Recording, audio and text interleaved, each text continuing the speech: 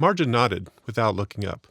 She knelt beside her pack and opened the reinforced specimen case she carried for fieldwork.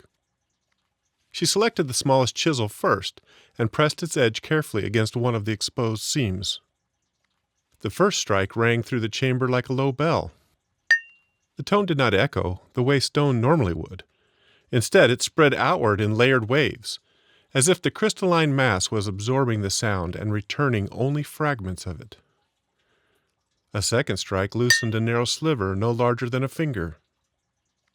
Oni caught it before it fell, warm like the last one. The shard glowed deep purple beneath his lamp. Marja took the fragment with the metal tongs and lowered it into another vial. "Stable," she said after a moment's inspection. "No reaction to air or moisture." They worked methodically after that. Marja shifted the chisel to another fracture line and freed 2 more narrow shards, each splintering away from the growth planes. Cataloged them one by one, sealing the pieces in separate vials, while the chamber dulled the sound of their work. Finally, Oni stepped back and studied the larger crack along the lower plate of the lattice. "This one," he said. The fracture ran several inches into the purple crystal, where it pressed against the surrounding rock.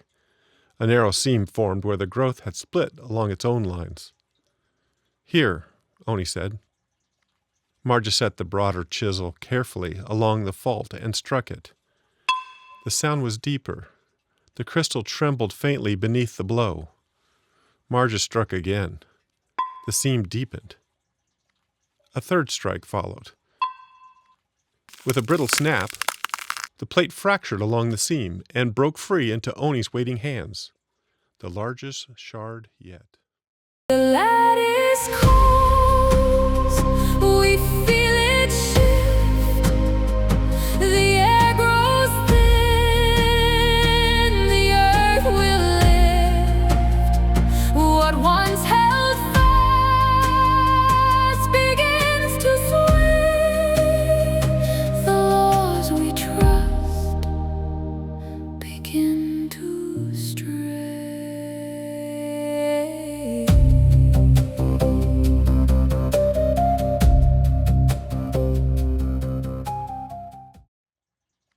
Oni looked back toward the formation rising from the center of the chamber, the fractured surface still gleaming faintly where the piece had broken away. "Let's hope Anton can make sense of it," he said.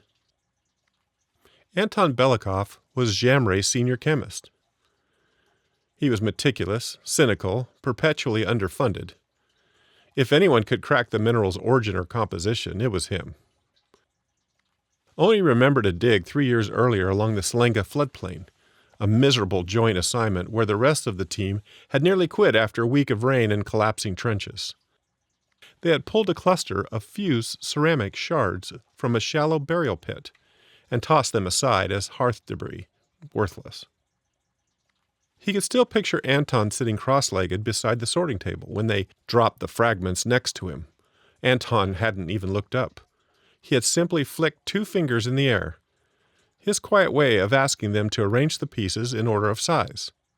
Oni had watched him line the shards into a perfect gradient across the table, Anton doing it almost absently, as though his hands already knew the pattern his mind was chasing. That night the wind had battered their tents so hard the poles groaned. Most of the team stayed inside, trying to keep gear from blowing away. Anton didn't.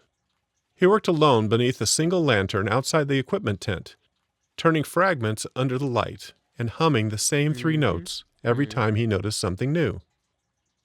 By morning, he had dissolved 1 shard, reconstructed its elemental ratios from the runoff residue, and identified a manganese-rich glaze formula no one had seen since the late Bronze Age. A complete metallurgical lineage rebuilt from mud, melted clay, and stubborn obsession. Oni remembered standing there with his coffee going cold, realizing that Anton hadn't solved the problem because someone asked him to. He had solved it because the puzzle wouldn't let him stop. And if Anton could resurrect a forgotten technique from a handful of fragments, Oni had no doubt he would eventually decipher this, whatever this strange crystal was hiding. This cave, the entire system, could be their way back into the spotlight. The organization they worked for, JAMRE, or the Joint Mongolian-Russian Academy for Archaeology and Ethnography, had been clinging to relevance for years. Oni and Marja had both watched promising research proposals get declined, expedition grants dry up, even minor papers buried beneath louder discoveries from Western teams with better funding and better press offices. They had wagered the better part of their careers on this region, the people, the geology, the strange overlap of cultures that refused to stay inside the neat timelines written in textbooks. And now, after a decade of scraping by, they were standing inside something that defied classification. This cave was two discoveries layered on top of each other. For Marja, it was the walls, the tunnels, the carvings that refused to behave like anything cataloged or explained. The spacing, the repetition, the sense of use. It wasn't a site, it was a system. A civilization that had planned, measured, returned. The kind of work that didn't just fill journals, but rewrote them. This alone could define the rest of her career. For Oni, it was the crystal. Not just the presence of charoite, that would have been enough. A new, dense source in a formation like this would draw attention on its own. But this wasn't just a deposit. It was a growth that ignored the cave entirely, rising through it, carrying heat, distorting light, behaving in ways no mineral should. The chemistry behind it didn't just challenge existing models, it threatened to replace them. They had come here chasing overlapping histories. What they found did not overlap. It converged. Oni blinked, the memory fading. "We need to get this to Anton," he said, a new excitement in his voice. The chambers they had passed had many narrow passages that peeled away from the main path that they had taken. Some barely wide enough for a person to pass through. Others opening into dark corridors that bent away beyond the reach of their lamps. They had already marked 2 of them with chalk arrows. As they retraced their steps through the chambers, Oni found the first chalk mark they had left earlier, a simple arrow scratched beside the opening of a narrow passage. Beyond it, the tunnel tightened into a rough throat of broken stone where the ceiling sagged unevenly and loose fragments littered the floor. Batu studied it for a moment. "Let me look," he said. Before either of them could argue, he slipped through the opening, moving carefully along the edge where the rock looked more stable. His lamp bobbed once, then disappeared around a bend where the passage narrowed again. Oni and Marja waited in the dim basin of the chamber. Somewhere deeper in the system, a faint shift of stone carried through the tunnels, followed by a slow patter of dust falling in unseen places. A minute passed. Then Batu's light returned, sweeping briefly along the walls as he backed out of the passage. He brushed grit from his sleeves and shook his head. "Dead end," he said. "Collapse farther in, where ceiling came down." He jerked a thumb back towards the passage behind him. "No way through." Darkness. Batu led them back through the branching corridors, their pace quicker now, though the passages were beginning to feel unfamiliar. The turns came too soon, the angles slightly wrong. They reached a fork where the walls leaned inward. Batu slowed. "Oh, I think we're a little off the line," he said carefully. Oni frowned at the stone around them. The walls bore the same mineral veins, the same dark streaks of water, but something about the slope felt different. When they reached the incline, he stopped completely. "I would have remembered this."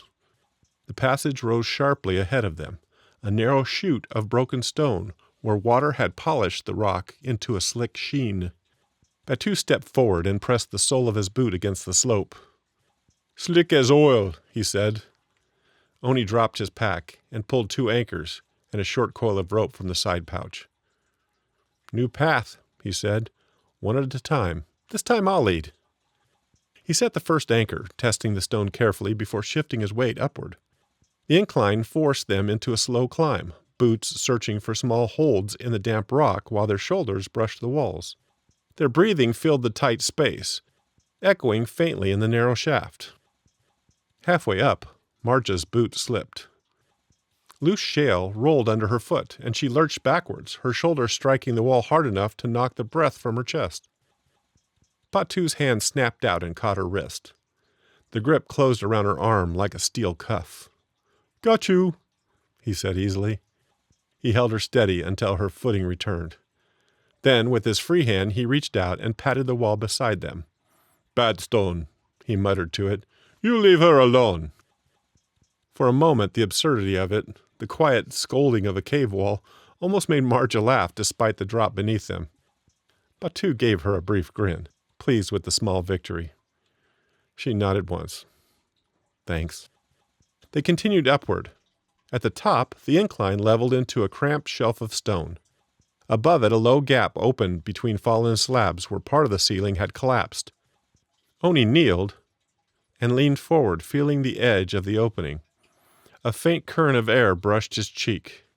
He paused. "There's a breeze." Marja glanced up the narrow slit between the rocks. Can we get through there?" "Hard to tell," Oni said. "It could collapse or it could lead to the surface." Oni turned slightly. "Lights off." They stood still in the cramped space while the steady drip of water echoed somewhere deeper in the cave. One by one, their headlamps clicked dark, and then total darkness swallowed them. In violet veins, the silence sings, a force unfastens buried things. No hand to guide, no voice to warn, yet something bends